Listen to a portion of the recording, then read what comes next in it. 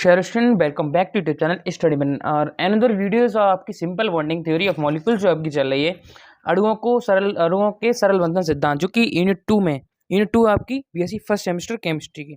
तो आपको बहुत अच्छे से नोट्स कंप्लीट करा रहा हूँ मैं, और जो फर्स्ट यूनिट में डाली थी वो आपने नहीं देखी, देख ले, क्योंकि उसके बहुत अच्छे रिजल्ट्स मिल रहे थे, इसलिए मैं आपको यूनिट सेकंड करा रहा हूँ। 8 यूनिट है आपकी, आठों की आठों में कंप्लीट कराऊंगा, और ऐसे रिजल्ट आपको आपसे मिलते रहते हैं। तो ठीक, उससे पहले आपको नोट्स चाहिए तो आपको बहुत ही ज़्यादा कम वैल्यू प्राइस में आपसे नोट्स अवेलेबल है, जाके आप कॉन्टेक्ट कर सकते हैं 9411009110 पे। ठीक है, मेरा व्हाट्सएप नंबर है, यहाँ से हम नोट्स ले सकते हैं, बहुत ही कम वैल्यू प्राइस पे भी आपको मिल जाएंगे अभी आप एनरोल करते हैं तो।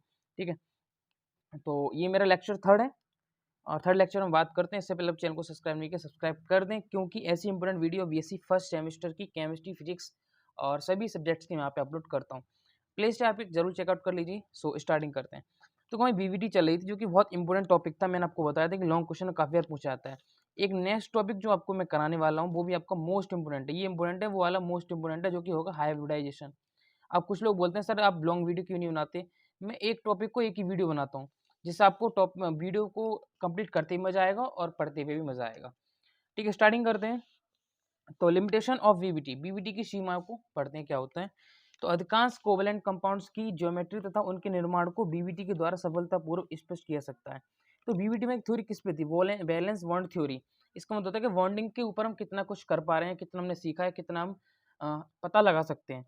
तो अधिकांश कोवेलेंट बॉन्ड कंपाउंड की ज्योमेट्री तथा उनके निर्माण को बीवीटी के द्वारा सफलतापूर्वक स्पष्ट किया सकता है, परंतु बीवीटी की कुछ कमियां निम्न है।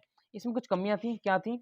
पहली कमी देखिए, बीवीटी जो थी आपकी वैलेंस बॉन्ड थ्योरी, वो कोवलेंट बॉन्ड या देखो सहसंयोजक बंध के निर्माण को स्पष्ट करता है, परंतु ये उपसंयोजक बंध के अस्तित्व के स्पष्ट को नहीं करता है।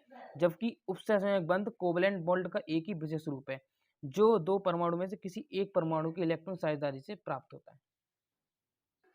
ओके, और सेकंड जो हमारी कमी थी, देखो कोवलेंट बॉन्ड का एक विशेष रूप है जो दो परमाणु में से किसी एक परमाणु की इलेक्ट्रॉन साझेदारी से प्राप्त होता है। ठीक है, सेकंड हमारी क्या थी कि वीवीडी के अनुसार O2 मॉलिक्यूल जो हमारा आपका ऑक्सीजन होता है में दो एटम्स के बीच डबल बॉन्ड का निर्माण होता है, जैसे OOO।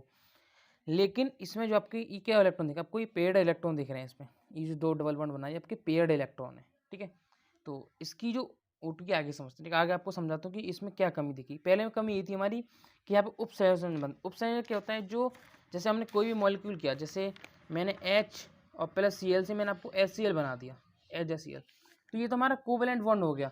बट जो बॉन्ड आपका भाग नहीं लिया, जो अनपेयर इलेक्ट्रॉन बचा, वो आपका किससे आपको स्पष्ट करना होगा, तो वो चीज़ हमारी इस पर डिस्कशन नहीं हो पाई।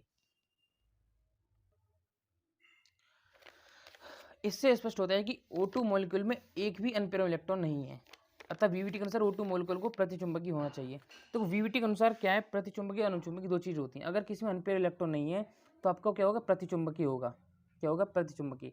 प्रतिचुंबकीय, अनुचुंबकीय। अनुचुंबकीय का मतलब होता है जो आकर्षण करता है अपनी ओर। आज से समझिए, आग का मतलब होगा आकर्षित, जो चीज़ों को आकर्षित करता है, चिपक चिपक जाती हैं। प्रतिकर्षण का मतलब होता है प्रतिकर्षण, प्रतिकर्षित करता है, दूर भागता है। तो इस चक्कर से इसको अनपेयर इलेक्ट्रॉन नहीं है, तो अनपेयर इलेक्ट्रॉन मतलब आपको प्रतिचुंबकीय होना चाहिए, परंतु वास्तव में O2 मॉलिक्यूल अनचुंबकीय होता है। इसका स्पष्टीकरण बीवीटी नहीं दे सका। तो ये बीवीटी थ्योरी हमारे जो O2 भाई साहब थे उनको बिल्कुल नहीं समझा पाया। तो यहाँ से हमारी मेन कमी एक ये निकल आई कि ये उसको स्पष्ट नहीं कर पाया। ठीक है, अगला है हमारा ये थ्योरी ऑड इलेक्ट्रॉन मॉलिक्यूल, जैसे CO, कार्बन मोनोऑक्साइड। देखो अब आप बोलेंगे कि कार्बन हमारा जो होता है, कुछ बुद्धिमान लोग बोलते हैं, ठीक है, आप उनसे क्वेश्चन भी कर सकते हैं, जो आपको केमिस्ट्री में बहुत बुद्धिमान समझ रहे हो उन लोगों से आप एक क्वेश्चन जरूर करें कि कार्बन हमारा है, वो आपको 4 वैलेंसी कंप्लीट करेगा तब आपको पेयर्ड इलेक्ट्रॉन होगा। मतलब कार्बन की 4 चाहिए, जैसे आपको CH, तभी हम बोलेंगे कार्बन की आपकी 4 वैलेंसी या 4 इलेक्ट्रॉन पेयर्ड इलेक्ट्रॉन होनी चाहिए बॉन्डिंग के लिए। ठीक है, ये नॉर्मल सी बात है, हम हर जगह पढ़ते हैं। नहीं होता आपको CH2S लिख सकते हैं, इसका मतलब होता है C डबल बॉन्ड H।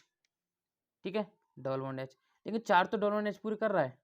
ठीक है, लेकिन ये आपका CH2CH आगे होना चाहिए, तो ये आपकी बैलेंस कंप्लीट करेगा, CH होना चाहिए। ऐसा डबल बॉन्ड नहीं लगा सकते, क्योंकि H की बात हो रही है, H भाई हमारे सिंगल पे ही चलते हैं। तो जो लोग आपके बुद्धिमान मानते हैं आपके लिए केमिस्ट्री में, उनसे आपका एक सवाल है मेरा, उनसे आप करना चाहूँगा कि C और O, ये आपका कार्बन मोनोऑक्साइड कैसे बन गया, कार्बन मोनोऑक्साइड कैसे बन गया। यहाँ पर C सिंगल बॉन्ड O जा रहा है हमारा, हालांकि O भी डबल बॉन्ड पे जाता है और C आपका 4 पे जाता है। अगर मैं अपनी अकॉर्डिंग का बात करूँ तो C के लिए इस टाइप से होना चाहिए। ठीक है, तो एक O और O का भी एक सिंगल बॉन्ड कहाँ जाएगा, मान लो डबल बॉन्ड यहाँ पे कर देता हूँ, तो बाकी 3 बॉन्ड बचे, ये कहाँ जाएंगे। ठीक है, तो इस जो आपकी जो धारणा थी, पूरी थ्योरी थी, ये जो थ्योरी थी आपकी वो इसको बीबीटी थ्योरी नहीं दे पाई। ठीक है, CO आयनन के जैसे H2+ O2+ ET के निर्माण को स्पष्ट नहीं किया जा सकता। फोर्थ हमारा, देखो आप बीबीटी लिखे ना तो आप पूरा कंप्लीट करके आएंगे, पूरा लिखेंगे आपको ज़्यादा नंबर मिलेंगे। ये थोड़ी असमान bond angle and bond length अर्थात रेजोनेंस, रेजोनेंस हमारा था अनुनाद की व्याख्या नहीं करने में असफलता रहा। ये आपका टॉपिक है, मैं कंप्लीट कराऊंगा। बीबीटी के आधार पर सरल अणुओं के निर्माण को स्पष्ट किया सकता है, परंतु जटिल मॉलिक्यूल के फॉर्मेशन स्पष्ट नहीं किया सकता। ठीक है, आपके जो मॉलिक्यूल होते हैं जटिल हार्डेशन वाले, उसको कंप्लीट नहीं किया सकते या उनको नहीं पहचान किया सकती। बीबीटी के आधार पर He2 मॉलिक्यूल की फॉर्मेशन को स्पष्ट नहीं किया सकता। तो ये कुछ टॉपिक हैं, ये टॉपिक आप याद करिए। एक भी अगर छोड़ देते हैं कोई दिक्कत नहीं है, आपको मिनिमम 5 तो लिखने आने हैं, मिनिमम आप 5 लिख के जरूर लाइए टॉपिक, ये वाले कमियां वाले। ओके, चलते हैं आगे।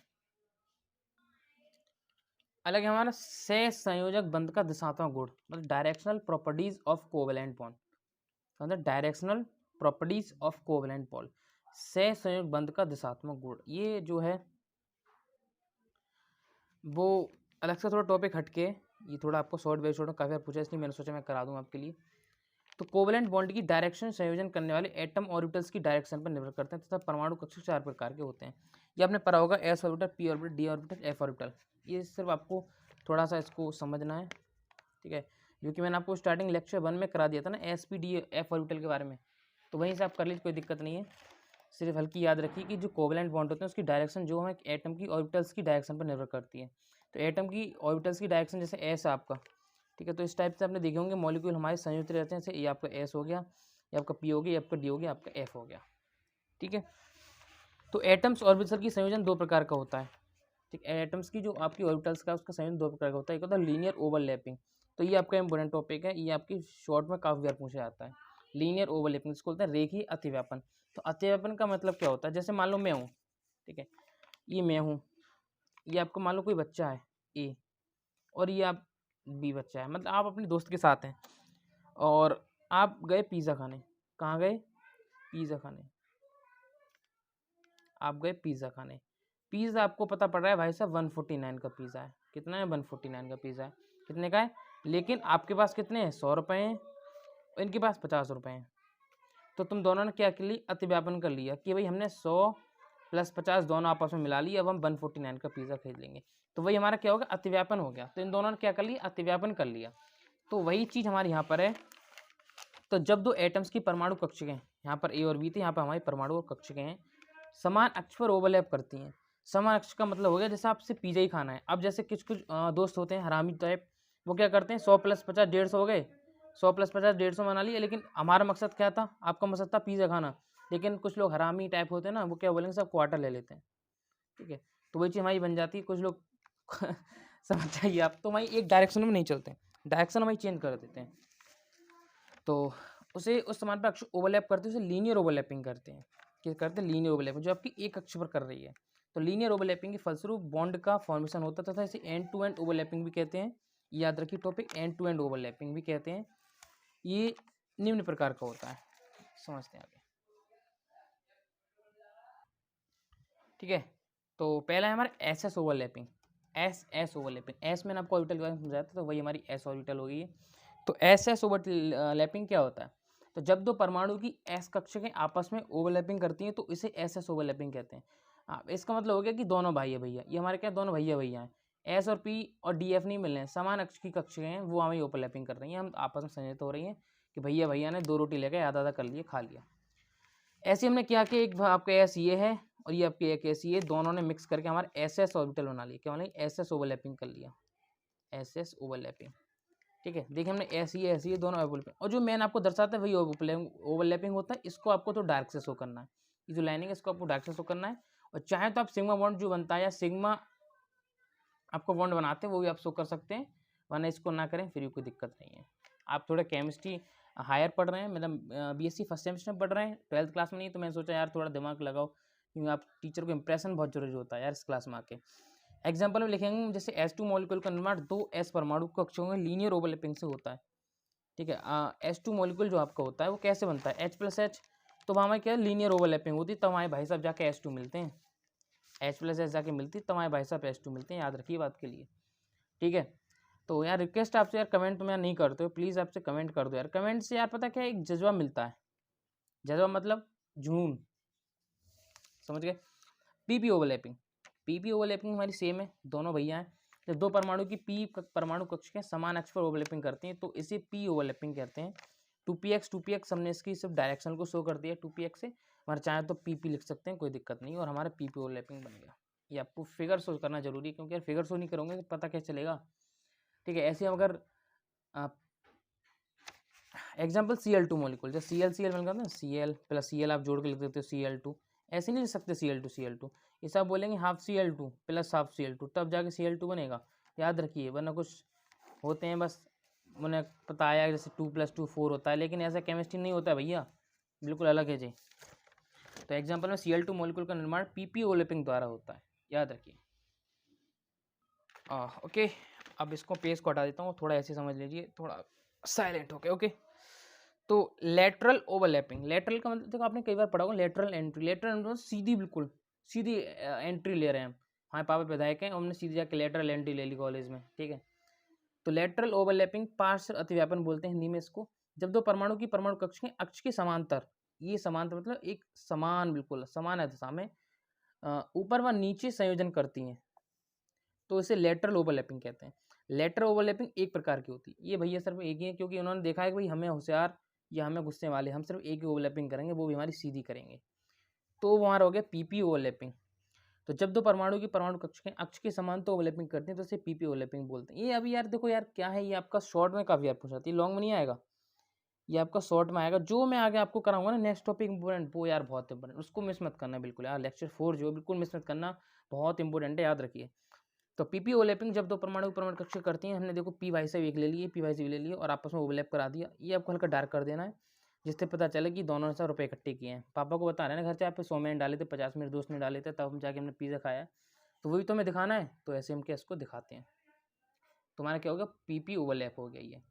एग्जाम्पल में O2 मॉलिक्यूल में पीपी लेटरल ओवरलैपिंग के द्वारा बॉन्ड का निर्माण होता है। एग्जाम्पल लिखना जरूरी होता है, क्योंकि कुछ टाइम ऐसे मास्टर बैठे होता है ना, इनको बिना एग्जाम्पल के समझ नहीं आता कुछ, जब तक एग्जाम्पल नहीं देखेंगे ना। ऐसे समझ लो आपने चाय खाने के साथ रायता नहीं दिया उनको, अगर खाना दे के आ रहे हैं, पानी नहीं दिया, तो वो यार नंबर उस हिसाब से देंगे। तो समझना आपको एग्जाम्पल में आपको कैसे करना है, वो यहाँ पर है। और लेक्चर 4 की लिंक आपको डिस्क्रिप्शन मिल जाएगी। नेक्स्ट टॉपिक आपका मोस्ट इंपॉर्टेंट होने वाला है। और चैनल को यार प्लीज़ सब्सक्राइब कर दीजिए। आपको इतना रो के चिल्ला के कहता हूँ सब्सक्राइब करने के लिए, शेयर करने के लिए, कर दो यार, आपका भलाई कर रहा हूँ मैं, ठीक है। आपको मैं सिलेबस ही कंप्लीट करा रहा हूँ, आपको आगे जाके आपको फील होगा जब आप पास आउट कर जाएंगे, हाँ सर ने बहुत अच्छा काम कराया था, बहुत अच्छा किया था। तो यार रिक्वेस्ट, चैनल को प्लीज़ सब्सक्राइब कर दी, वीडियो जरूर शेयर कर दें। आपको बताया था अगर ये आप अभी नोट्स एक्सप्लोर करते हैं, क्लेम करते हैं, तो आपको बहुत लोएस्ट प्राइस पे, चीपेस्ट प्राइस बता रहा हूँ मैं आपको, चीपेस्ट प्राइस पे आपको मिलने वाला है अभी अगर एनरोल करते हैं तो, ठीक है। बाकी नेक्स्ट वीडियो में मिलते हैं, जो कि लेक्चर 4 होने वाला है, बहुत मोस्ट इंपॉर्टेंट के साथ, ठीक है। अभी आपको ओपन नहीं कर रहा हूँ, जब हम नेक्स्ट पढ़ेंगे लेक्चर तब आप समझेंगे।